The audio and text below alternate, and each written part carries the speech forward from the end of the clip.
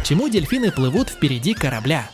Ответ на вопрос, почему дельфины плывут впереди корабля, находится в области гидродинамики.